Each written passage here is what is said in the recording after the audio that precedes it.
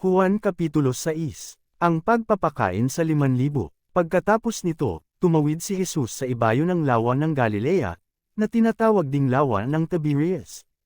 Sinundan siya ng napakaraming tao sapagkat nakita nila ang pagpapagaling niya sa mga may sakit. Umakyat si Jesus sa bundok kasama ang kanyang mga alagad at naupo roon. Noon ay malapit na ang Pasko ng mga Hudyo. Tumano si Jesus at nang makita niyang dumarating ang napakaraming tao, tinanong niya si Felipe, "Saan kaya tayo makakabili ng tinapay upang makakain ang mga taong ito?" Sinabi niya iyon upang subukan si Felipe, sapagkat alam na niya ang kanyang gagawin. Sumagot naman si Felipe, "Kahit na po halagang 200 salaping pilak ng tinapay ay di sapat para makakain sila ng tigkakaunti." Sinabi ni Andres na isa sa kanyang mga alagad at kapatid ni Simon Pedro, "Mayroon po ritong isang batang lalaki na may dalang 5 tinapay at 2 isda. Subalit sapat kaya ang mga ito. Paupuin ninyo ang mga tao," sabi ni Jesus. Madamos sa lugar na iyon. Umupo nga ang lahat, humigit kumulang sa 5,000 ang mga lalaki. Kinuha ni Jesus ang tinapay at matapos magpasalamat sa Diyos ay ipinamahagi iyon sa mga tao. Gayon din ang ginawa niya sa isda. Nakakain ang lahat at nabusog. Nang makakain na ang mga tao, sinabi ni Jesus sa mga alagad, "Ipunan ninyo ang lamabis ng di masayang." Ganoon nga ang ginawa nila, at nakapuno sila ng 12 kaing.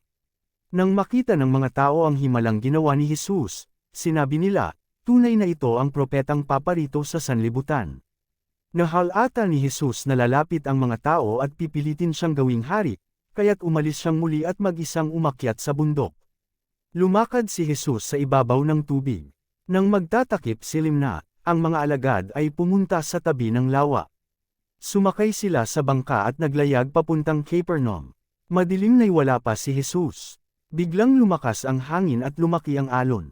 Nang makasagwa na sila ng may 5 o 6 na kilometro, nakita nila si Jesus na lumalakad sa ibabaw ng tubig papalapit sa bangka, at sila'y natakot. Ngunit sinabi ni Jesus sa kanila, "Huwag na kayong matakot. Ako si Jesus." Tuwang-tuwa nilang pinasakay si Jesus, at kaagad na nakarating ang bangka sa kanilang pupuntahan. Hinanap ng mga tao si Jesus. Alam ng mga taong naiwan sa dalampasigan na iisa lamang ang bangkang naroon. Alam rin nilang si Jesus ay hindi kasama ng mga alagad nang ang mga ito'y sumakay sa bangka dahil ang mga ito lamang ang umalis. Kinabukasan, dumating naman ang ilang bangkang galing sa Tiberias at dumaong sa lugar na malapit sa kinainan nila ng tinapay matapos magpasalamat ang Panginoon.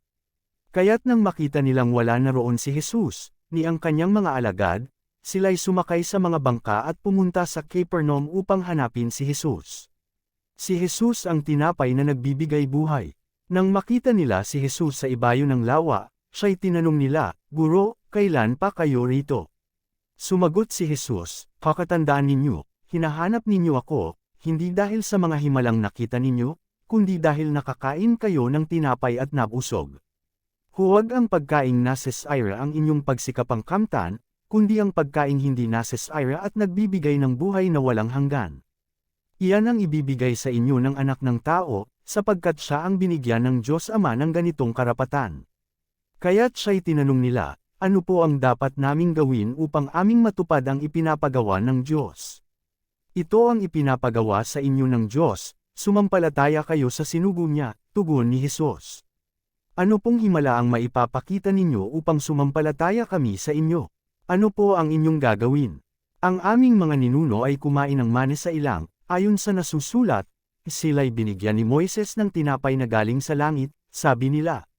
Sumagot si Jesus, "Pakatandaan ninyo, hindi si Moises ang nagbigay sa inyo ng tinapay na galing sa langit, ang aking Ama ang nagbibigay sa inyo ng tinapay na galing sa langit, dahil ang tinapay na galing sa Diyos ang bumagmula sa langit at nagbibigay buhay sa sangkatauhan." Sumagot sila, "Ginoo, bigyan po ninyo kaming lagi ng tinapay na ito." Sinabi ni Jesus, "Ako ang tinapay na nagbibigay buhay, ang lumalapit sa akin ay hindi na magugutom kailanman, at ang sumasampalataya sa akin ay hindi na mauuhaw kailanman.